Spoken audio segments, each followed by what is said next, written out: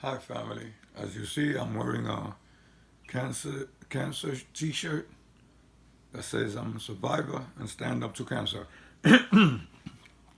Well, I'd like to give you a testimony about how God works. You see, I'm a firm believer that God came to my aid. I get a flu shot every year. I know it works for some people and not for others. So I'm fortunate, and I thank God that they work for me.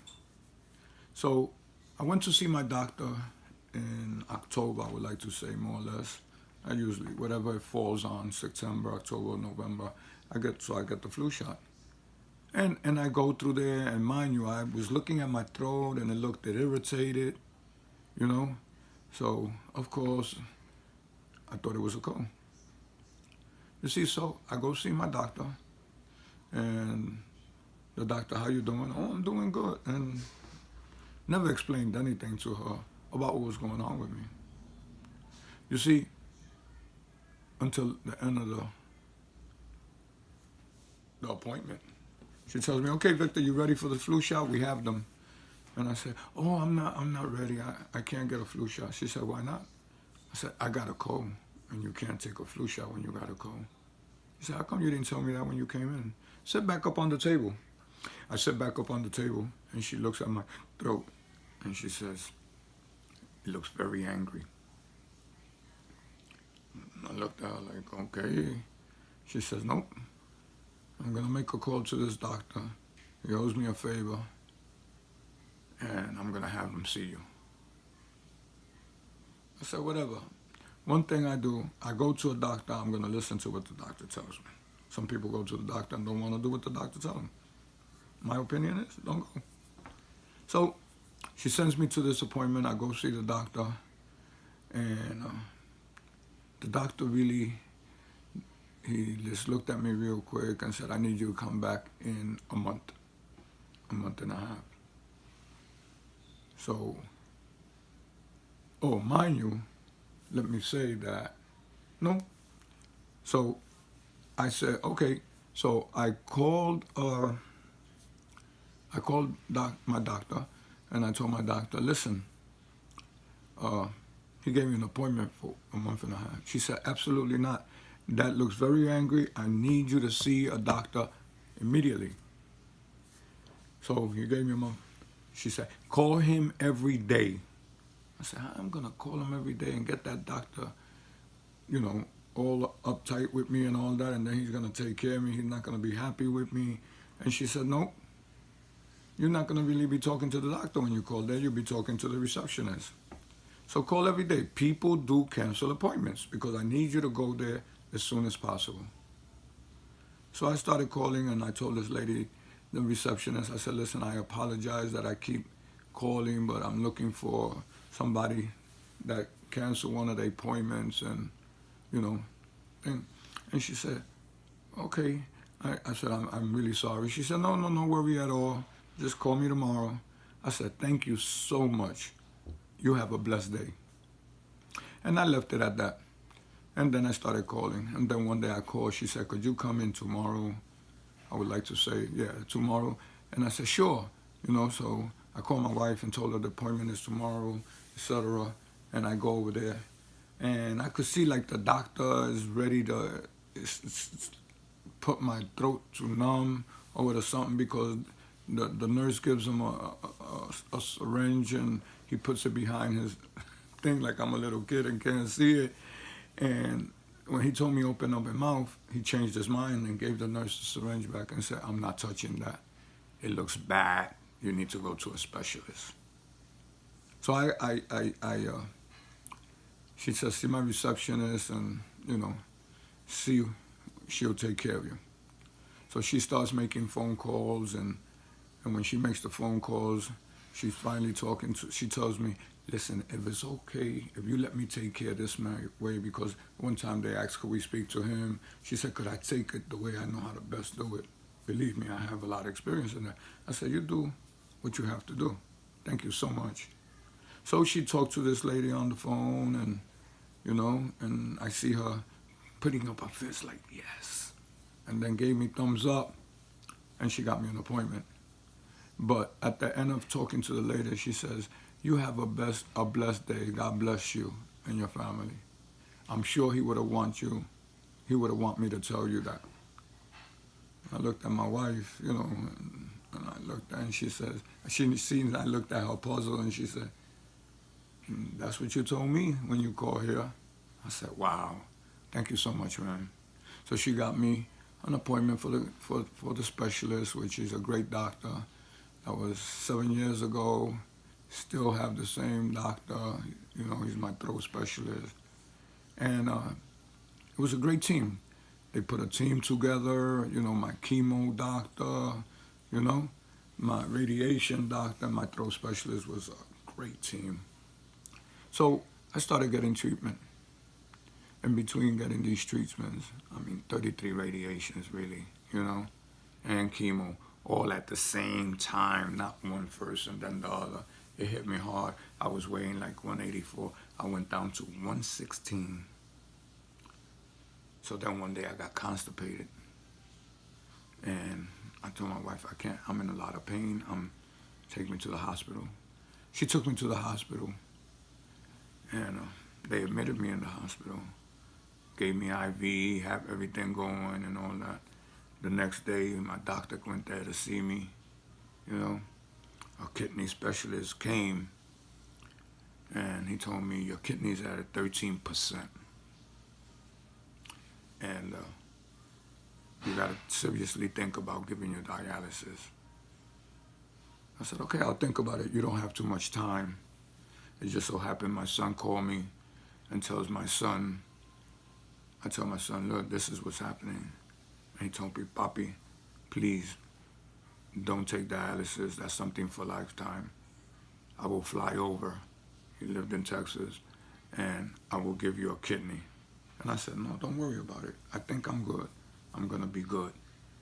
The next day, my doctor comes in, my chemo doctor, and I was talking with a friend on the phone, and he was praying for me. And when the doctor came in, I know their time is special, and I waved at the doctor like, you could wait one more minute. And he waved his hand at me like, go ahead. And it finished real quick. He was almost at the end of the prayer. And when he prayed for me, when I hung the phone up, I told the doctor, I apologize, but I had a friend praying for me. And he said, that's okay. We all need prayers. That made me feel so good that a doctor, a scientist at that, believed in the Lord. I felt like I was at the right place, with the right hands. So, in saying all that, I only have one more radiation to go. Now, my doctor was smiling and all happy. And I said, Doc, I'm over here, all these needles in my arms and all that. He said, you're doing good. I said, how could I be doing good? He said, listen to me. What I tried on you, I gave you both things together because it was so aggressive that if I didn't take care of it, if I would have to do surgery, you would have lost your voice. And you are a very strong person to go through this whole treatment with just one more radiation to go. This was supposed to happen to you in the middle of the treatments, but you held on and you took everything. So then here comes another doctor, and he sees me and he tells me, I said, I got an appointment for tomorrow for radiation, and, that was, yeah.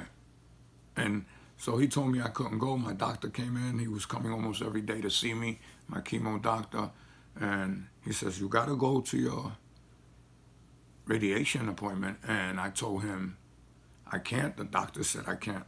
He said, no, you're going. And he went and he debated with the other doctor and said his wife is going to sign him up the hospital and take him to get his radiation and then come back. The thing about this, and the reason I say that God was all in this, when I came and told my pastor about my cancer, we used to have Wednesday prayer days. And he told me to come in. I I went over there with my wife. He asked every man to stand up that day and surround me. And he laid hands on my throat and they prayed. They prayed for me real hard.